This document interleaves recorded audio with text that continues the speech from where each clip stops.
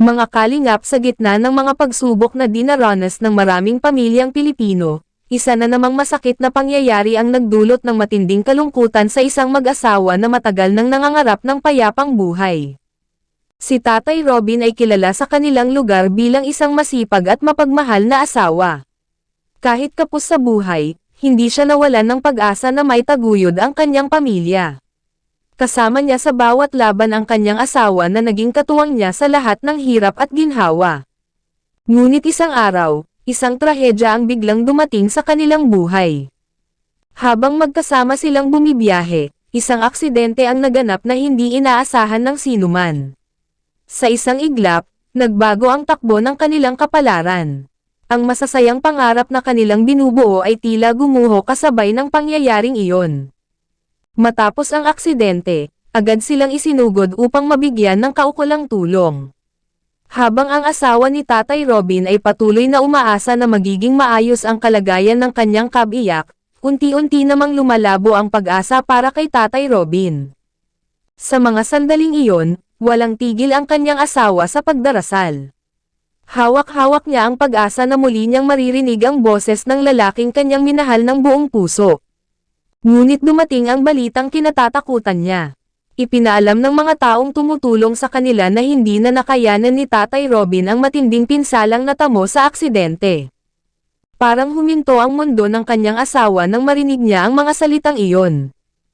Hindi siya makapaniwala, paulit-ulit niyang tinatanong kung totoo ba ang lahat.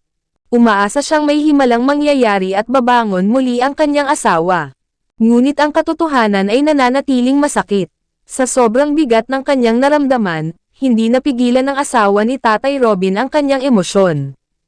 Humagulgol siya habang yakap ang mga alaala ng kanilang pagsasama. Muntik pa siyang mawalan ng malay dahil sa matinding sama ng loob at sakit na kanyang dinadala.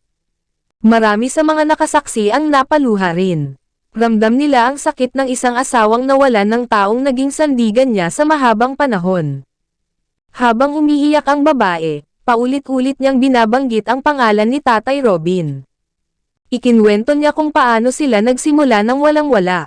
Kung paano nila hinarap ang gutom, kahirapan, at iba't ibang pagsubok. Kung paano sila nangakong magkasama hanggang sa kanilang pagtanda. Ngunit hindi niya inakala na darating ang araw na mauuna pala sa kanya ang kanyang asawa.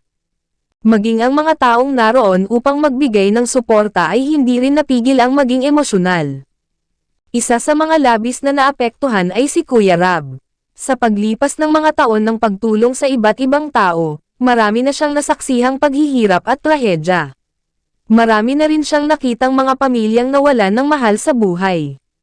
Subalit bawat kwento ay may natatanging sakit na tumatagos sa puso.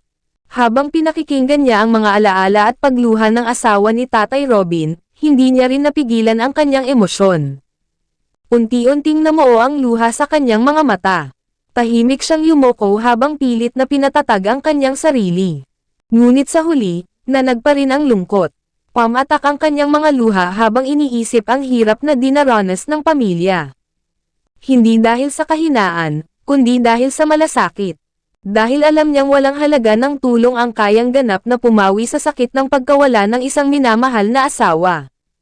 Sa kabila ng lahat, sinikap niyang palakasin ang loob ng naiwang pamilya. Sinabi niya na bagamat wala na si Tatay Robin, mananatili naman ang mga mabubuting alaala nito.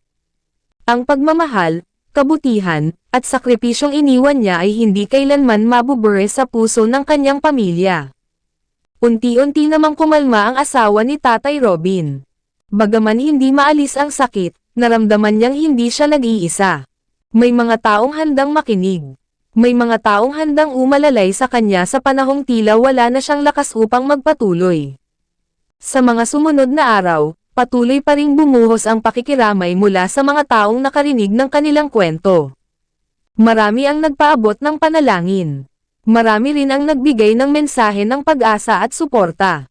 Ang kanilang kwento ay nagsilbing paalala sa lahat na ang buhay ay tunay na napakaikli at hindi natin alam kung kailan darating ang mga pagsubok. Kaya habang may pagkakataon, mahalagang ipakita natin ang pagmamahal sa ating pamilya at mga mahal sa buhay. Dahil darating ang panahon na ang tanging may iwan na lamang ay mga alaala. At bagamat wala na si Tatay Robin, ang kanyang alaala ay mananatiling buhay sa puso ng kanyang asawa at ng lahat ng taong nakakilala sa kanya. Sa gitna ng kalungkutan, nananatili ang pag-asa. At sa gitna ng pagkawala, nananatili ang pagmamahal na hindi kailanman kayang tapusin ng panahon.